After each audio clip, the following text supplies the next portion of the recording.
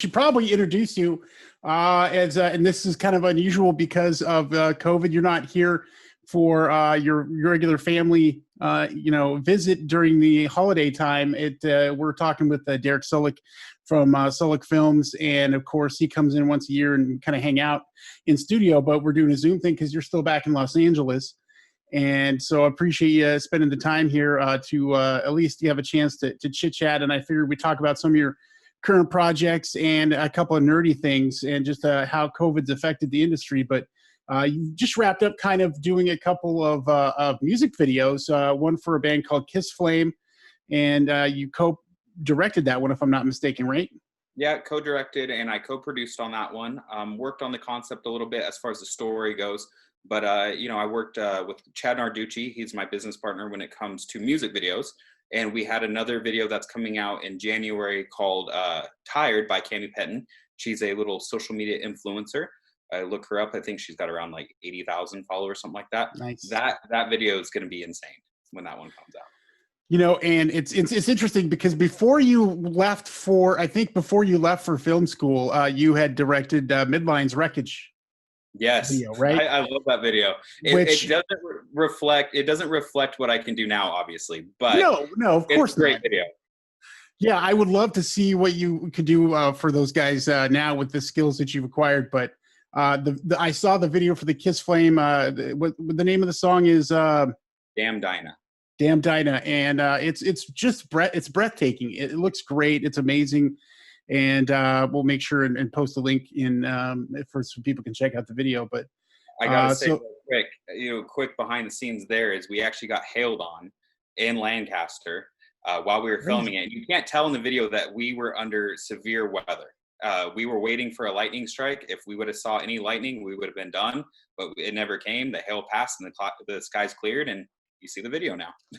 Well, it looks really, really good. And so, music videos, it's one of those things maybe people don't realize some of the directors who, big time movie directors who started out doing music videos. I mean, David Fincher, you go to the list of the big time directors and they've directed videos at some point. Is that something that you had always kind of said, that's probably stop I'm going to have to make is directing music videos? And you don't like discriminate against music. You've done rap and rock. It's all the music is one big thing for you guys, right? Yeah, I definitely don't discriminate. It depends what the song is, but the one thing that's really appealing about music videos is the turnaround. It's usually a week to 2 week process from start to end, and then you're on to the next opportunity or job or gig, whatever you want to call it. Where when you're on a movie, you're on it for 6 months to 2 to 3 years. Like it's a very long-term thing, and it's nice to have short-term commitments. And so music videos and commercials are those commitments that are really quick. And music videos can be a lot of fun.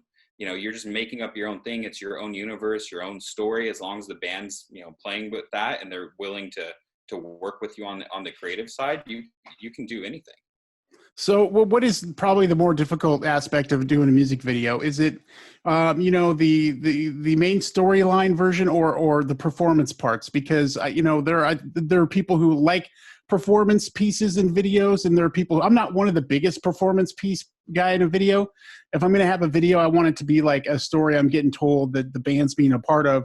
But I imagine that there are very different ways in which you put them together. Yeah, couple of factors. Obviously your vision for the story, but also how involved does the band want to be? Sometimes you get a band where they're like, I'll do the performance, but I'm not going to be in the story. Or they'll say, I have to be in the story because it means something to me, blah, blah, blah. I personally focus obviously on everything as a whole, but first and foremost is performance. It kind of goes to acting in movies or TV. Performance matters most. And even if the story is not there, if you can get a great performance, it's going to help elevate everything. If you have an amazing story and a horrible performance, it's not going to work.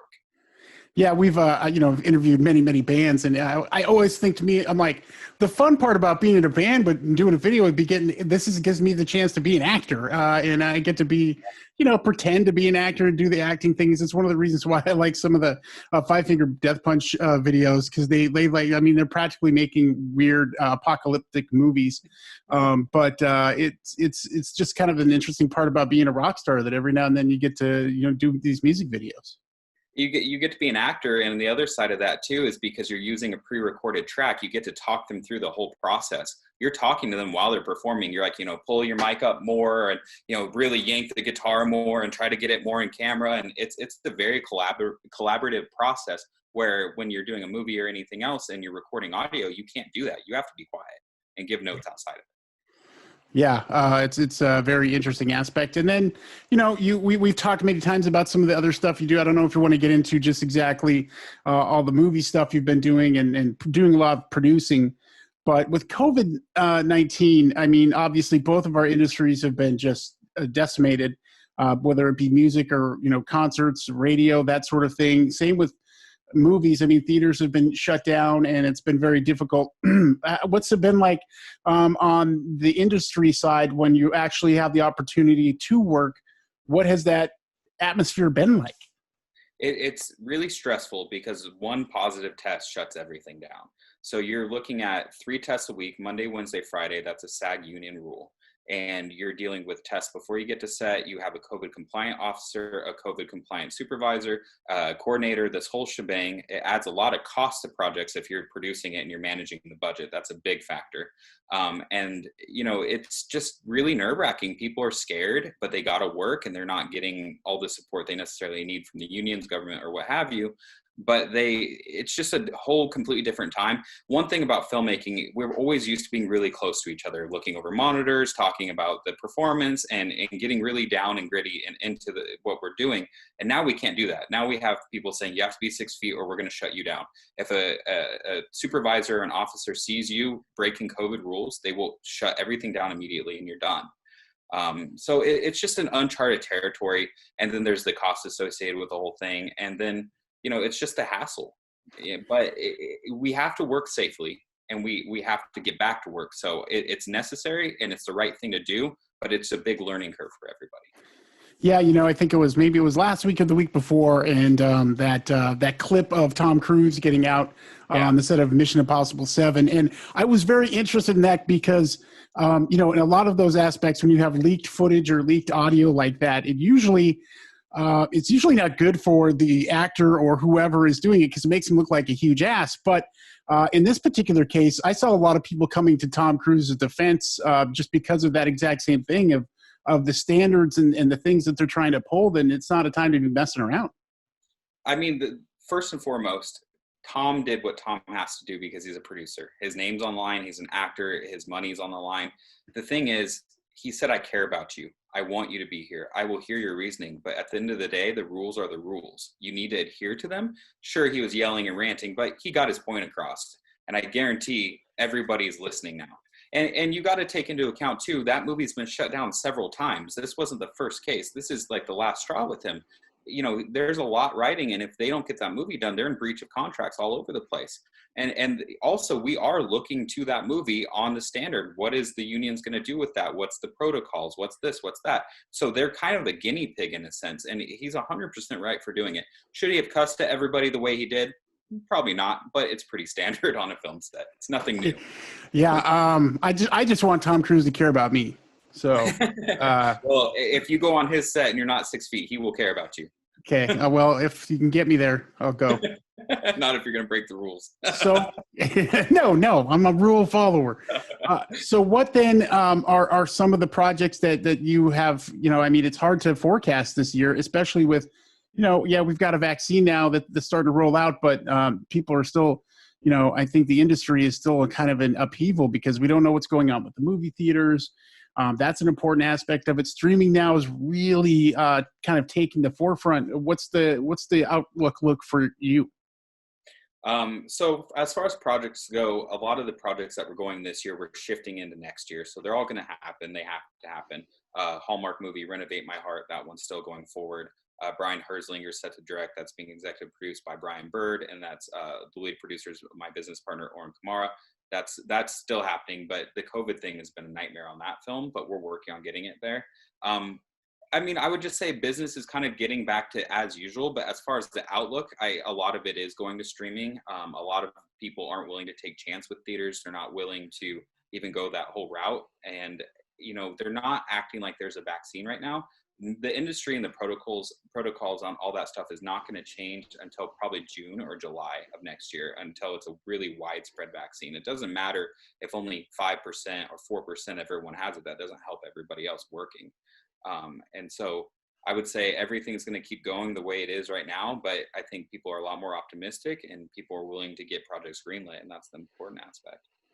Yeah, it's good news, especially if you're in that industry and you are. So I like all the projects. I flip through the channels and I land on a particular cable network, and I'm like, I wonder if this is going to be like some Sulek involvement here. And I'm talking about the Hallmark stuff. It cracks me up. We're getting there. Hallmark and Lifetime, as I got all the Star Wars stuff, I'm talking about Hallmark and Lifetime. Look, hey, you got to pay the bills, man. You got to pay the bills. You got to get your feet wet. And, to say, yeah, I produced $1 million movie. Is it Star Wars? No. But is it still an achievement and a goal and something cool and a paycheck? Yeah, absolutely. And a learning experience above most. Learning how not to make a movie, learning how to make a movie and how to make it better. You don't get to fix mistakes on the current project for the most part. So you have to take what you learn and apply it to the next opportunity that you have and move forward. Yeah, Dave Filoni, Jon Favreau, hire this man to do something. I don't care what it is, to do something. Just don't. There are so many with that Disney investor call that they had. They announced so many projects that are coming out for Disney Plus TV shows that are just. It's amazing to me how many are greenlit and are going to be going forward. And obviously, with the success of The Mandalorian, man, we're going to get a whole bunch of Star Wars stories that a lot of people never heard of. It feels like to me, like a lot of the MCU, the Marvel Cinematic Universe stuff, where they've really been able to open it up because people's interest has been really kind of shaken up a little bit because of the stories that they've gotten out of The Mandalorian and things like Clone Wars and, the Rebels animation show that people really, like myself or other adults, didn't get into, but the stories are there. Yeah, I mean, it's very story driven. It's not rushed. It's being well thought out, and it's fixing a lot of plot holes that the movie's created. I mean, thanks J.J. Abrams. But I think they're fixing a lot of things, and it's a great time to be a Star Wars fan. I'm a huge fan. My girlfriend's not really into Star Wars, but she loves Mandalorian because the thing is you don't have to have seen every Star Wars to understand most of Mandalorian. Some things you won't, get the big aha moment, right. But you get to appreciate it. She's like, I love Baby Yoda or Grogu. He's really cute. That's why she watched Mandalorian. She didn't care about Star Wars. She was like, he's cute. I want to watch that. And, so it's introducing people who may not be into the sci-fi thing or the fantasy stuff. And it's able to get new audiences and get them involved. Cause she's been trying to watch the prequels and she's struggling. She's like, this is just not. Everyone should struggle with the prequels. I mean, at least the original stories, again, I like the original trilogy and even the new trilogy's look and feel. I'll give them that. But the stories are not good.